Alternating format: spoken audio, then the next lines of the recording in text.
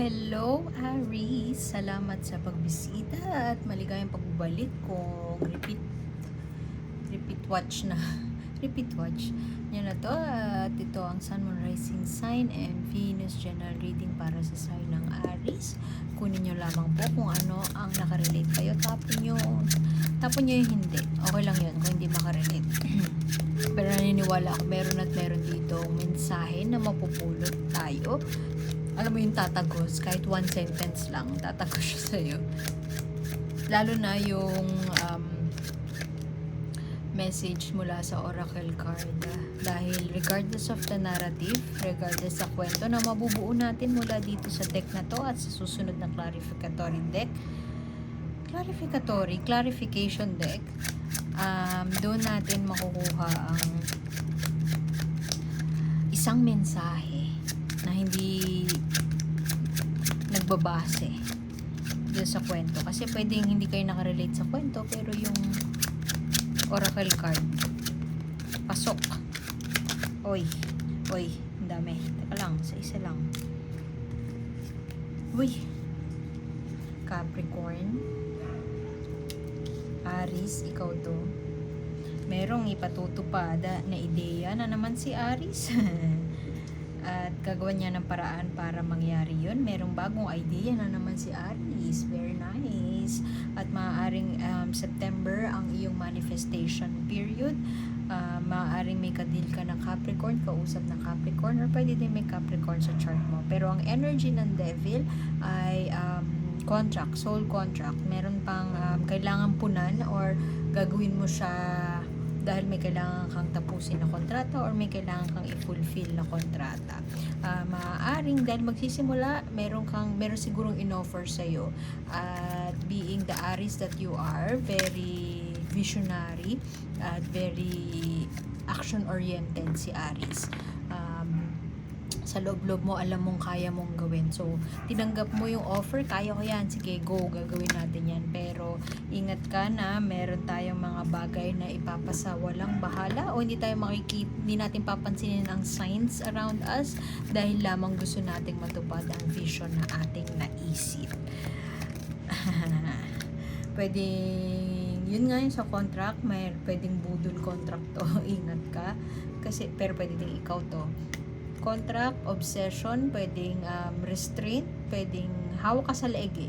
I mean, emperor ka eh. Pero merong isang enerhiya na pumapaloob sa kontrata na ito or pumapaloob sa partnerships na mangyayari this September na hahawakan ka sa leeg. So, maaaring imbitasyon to sa'yo na basahin mo mabuti ang fine print, basahin mo mabuti ang kontrata dahil maaaring merong lines doon na budol. May budol lines doon.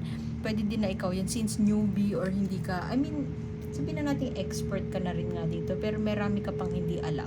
Maaaring may kinalaman to sa batas, maaaring may kinalaman sa ibang mga bagay na hindi mo alam. So, mabuti na alam mo yung limitasyon mo. Hindi kasi God at alam mo ang lahat. So, maganda. Siguro yun yung reminder sa'yo sa reading na ito kasi maaaring napakagaling mo, achiever ka, lahat kaya mong gawin, perfect ka. Pero merong mga bagay na maaaring hindi mo nakikita, ma-blindside ka. Maaaring hindi mo mapansin. May mga bagay na nakakapaloob dito na hindi mo mapapansin. So, akala mo expert ka na. Siguro humbling experience din to, lalo na may tower ka dito. Pero isang bagay na parang sinwip mo under the rug, hindi mo pinapansin. May senyales na na siguro pwede tong red flag na empleyado, red flag na kadil, red flag na partnerships, at yung red flags na yun ay hindi mo napapansin. Pinaparamdam na sa'yo ng universe for the longest time at ayaw mong pansinin. Maaari magkikibit-balikat ka lang this September at hindi mo talaga pagtutuunan ng pansin ng mga maliliit na bagay. At dahil nga maliit na bagay, hindi mo pagtutuunan ng pansin. Kasi may 7 of Swords dito cheating. Pwede din naman itong sitwasyon na to involves cheating, romantic connection that involves cheating. I mean, nagplano na kayo ng future nyo, pero biglang may bumulaga sa'yo na kasal pala siya, di pa pala annulled, yung ganon. Meron pa pala siyang soul contract na kailangan i-fulfill. At meron Panoorin mo yung sa Taurus. Kasi nakuha niya tong cards na to. Pero dito niya nakuha yung core energy.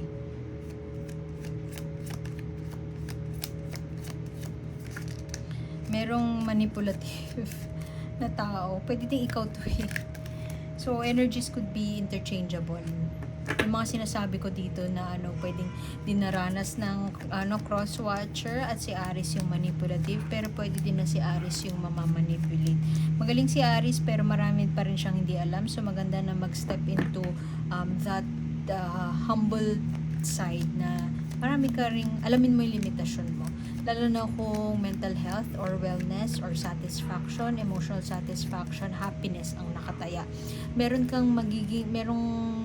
kang kadil, partnership, maaring love life nga or work related, na gusto niya ways niya lang. Maaari ding it's either ikaw yan o ito yung kadil mo, may sa manipulative siya, magaling siya mambudol. This is a budol card. Magaling siya tingnan mo si Wile E. Coyote, Wile E. Coyote, kalaban ni Roadrunner. Si Coyote ay masyado siyang treacherous, mapanlinlang. Meron kang papasukan siguro na kontrata na lilinlangin ka, o pwede din na yun nga, romantic contract ka na mapanlinlang. Masyadong maboka itong tao na kadil mo. Ito siya. Masyado siyang maboka at meron pala siyang tinatagong dragon sa palda niya. Gusto nitong taon to, paraan lang niya ang masusunod, my way or the highway, charmer. Pero hindi niya sasabihin sa'yo yun directly. Hindi mo mararamdaman kasi magaling siya magsalita. Masyado siyang maboka, very charming. At malulure ka, pwedeng masuseduce ka ng tao na to. Malulure ka into temptation at malalaman mo lang siya kinalaunan. At dahil ikaw ay may inquisitive spirit, masyadong maligalig ang iyong passionate ka. Halimbawa, pwede itong sa case ng mentorship, creative industry, advertising, pwedeng film, pwedeng basta may anything involved sa production, ganyan, may involved sa creative. Sobrang inquisitive ka, sobrang curious ka, gusto mong matuto, papa-apprentice ka sa taong to. Alam mo, mabait nga siya. Sige, September, October, November, mabait siya. Pero pagdating ng January, marirealize mo, shit, napaka-manipulative ng taong to. I don't feel like papakita niya yung totoo niyang kulay sa'yo anytime soon. Pero makikita lalabas yung red flags. And you run the risk na hindi makita yung red flags na yun. So, ingat ka, Aries. Pwede din ikaw yun, Aries. Nasa manifesting space ka. Mukhang itong September or anytime soon, makikita mo na shit, tutupad na yung mga pangarap ko. Hindi ko akalain na mag-rubbing elbows ako sa taong to. Sobrang sikat niya, marami akong matututunan dito. Take what you can learn, pero ingat ka at maging bukas ang iyong isip, bukas ang iyong maging mata sa mga red flags na maaaring iharap sa iyo ng universe. I don't feel like agad-agad makikita mo yung red flags na yun. Kasi sa sobrang, free-spirited and happy ka dun sa opportunity na binigay sa'yo, itong kontrata na to, soul contract, whatever this is, na treacherous at yung mapanlilang na tao, hindi mo siya makikita in face value. So, yun. Ingat ka lang. Dahil once na nakapasok to sa life mo,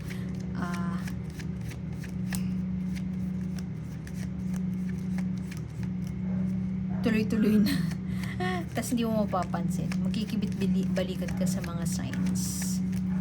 Kasi ayan lahat ng kailangan mo para mapuna ito, lahat ng kailangan mo para maisakatuparan yung vision mo or yung passion mo, hindi mo kailangan tong tao na to. Yun ang sinasabi ng cards. Pero kung para sa'yo, tingin mo ngayon, kailangan mo tong tao na to para ma-mentor ka, so be it, go for it. Basta maging mapanuri ka lamang sa mga mga red flags. Ay, ako. Intuition, yun nga, hindi mo papansinin yung red flags. Hindi mo papansinin yung red flags, pwede din na mawawala ka. Mamumundok ka ba? Mawawala ka, magsha-shutdown ka, o pwede rin na i-restrain mo, parang i-gaslight mo yung sarili mo. Papansin mo na yung red flags para i-gaslight mo. Parang, hindi totoo yan. Parang, let's say, mga kaibigan mo din sasabihin sa'yo na parang, uy, parang ginugoyo ka na niyan or whatever. Hindi nila sasabihin sa'yo directly. Pero, hindi mo sila papansinin. So, parang tumahimik nga kayo. Parang huwag niyo akong kausapin kung yan lang yung sasabihin niyo kasi katuparan to ng pangarap ko, whatever. Hindi mo susundin ang iyong intuition, ang iyong inner wisdom, ang iyong compass, ang iyong kutob. Magpaparamdam siya sa'yo. Pero mukhang hindi mo papansinin. Dahil nga, you are all-knowing, you are the emperor, you know what to do. Pero, yun lang. Pag nag-step into, tayo, yung ayaw makinig mode. Kasi, hyper-focus tayo dun sa goal natin. Malaki ang chance na hindi natin mapansin ang mga red flags at hindi natin mapansin na tayo ay hindi na masaya o tayo ay napapagod na. All for the name of, kasikatan. Shit.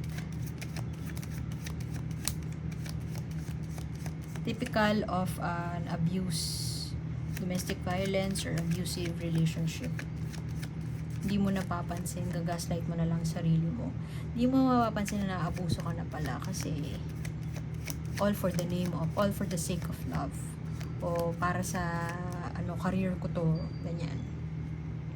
Hindi ko sinasabi na any offer sa'yo ay i-assume mo na agad na i-abuse ka nun. Because hindi naman sa lahat ng sitwasyon. Kasi malay mo yung kwento na to, hindi naman applicable din sa'yo. Oh, ano ba yan? Aries, siya ulit to, devil. Siya yun. Manipulative na tao. Budol. Ingat ka sa mga tao na bubudulin ka. Yung mga maboka, charming, nakaw. Sila na yun. Kala mo charming sila, kala mo inosente. Tandaan mo lang yung boses ko. Kapag dumating sa'yo by this September, anytime soon yung tao na yan, sana maalala mo tong reading na to. Alam mo yung hahawakan ka niya sa leeg. Very tempting. Temptatious. Napaka-worse my English. Paminsan talaga yung English yung top of mind ko. Pasensya na. Tapos biglang mali pa no? Nahirapan akong hanapin yung Tagalog word. Kaya din nag-umpisa yung channel ko as English. Kasi nauutal ako. Tagalog na nga, nauutal pa. Pasensya na. Anyway. Alam mo, pag nakapasok tong tao na to, pag pinapasok mo siya sa buhay mo, mahirapan ka lang makalabas. Kasi, hahawakan ka na niya sa leeg, tapos hindi mo mapapansin, sarili mo na yung ginagaslight mo. Maaring codependent relationship to, narcissistic na tao sa buhay mo, darating. At lalamunin niya yung well-being mo. Pangit pakinggan, pero yun sabi ng cards mo, lalamunin niya yung tiwala mo sa sarili. Parang kailangan mo i-prove yung sarili mo.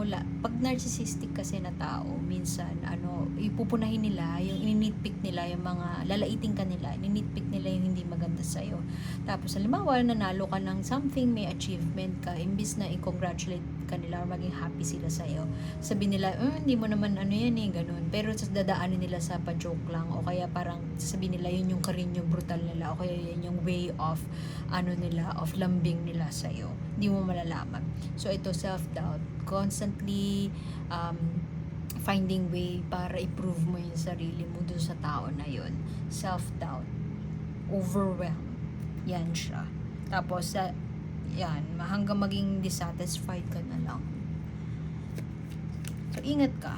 Kasi malaking opportunity ang ipipresent sa'yo ng tao na to, pero babaguhin ka nitong tao na to. Magiging transformative. Kung karmic relationship ito, magiging transformative ito sa'yo.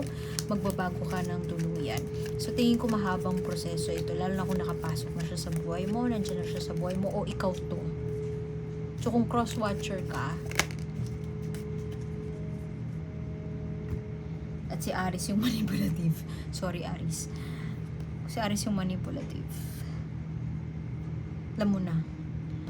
Strength. Finding the courage para i-manifest kung meron kang kailangang i-manifest, may gusto kang i-manifest, may plano ka, may vision ka. mukhang imbitasyon ito na tignan ang kapasidad mo, sarili mong kapasidad para gawin yon. Maaari kasing kakapit ka sa patalim sa taong to, sa mentorship ng tao na to, kasi tingin mo hindi mo kaya on your own. Hindi ko sinasabi na gawin mo on your own whatever project this is. Maaaring seek help from your friends, seek help from like-minded people.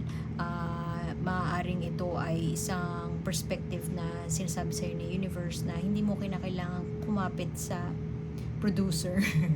Hindi mo kailangan kumapit sa mga big people para ma-achieve mo to.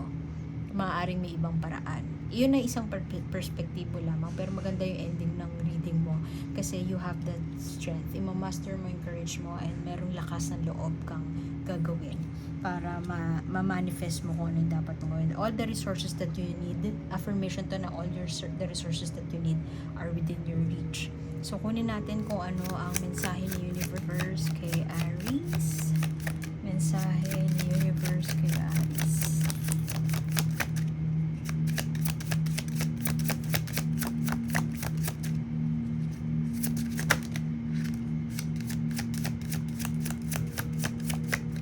Be yourself, honor yourself, regardless of your quirks, accept mo yun, i-honor mo yun. Maaaring yung iba sa inyo dumidikit sa taong ito na yan nga, manipulative or somebody na nilalagay mo sa pedestal, yung idolo mo. Maaaring dumidikit kayo sa kanya kasi pakiramdam mo you're not as good as you are, or pakiramdam mo pangit ka. Pero embrace your flaws and all, kasi cliche man, you have something unique within you na karapat-dapat mong i-share. Invite your monster to a tea. Gusto ko 2 para kay Aries. Naalala ko yung yoga meditation teacher ko, ang sabi niya sa amin noon, when you experience all circumstances are neutral. Binigay sa atin siya, neutral lang siya. It's our thinking that makes it negative. So, whenever you feel down, whenever you feel those negative emotions, invite mo lang yon, yung negativity na yon, like yung insecurity, I'm not good enough, kailangan ko dumikit sa tao na to kasi siya yung magbibigay sa akin ng whatever success na gusto ko sa buhay ko. Pag naramdaman mo yung insecurity na yun, self-doubt, wanting to prove yourself, invite mo lang siya for a cup of tea, pero wag mo siyang patambayin, pauwiin mo rin siya after.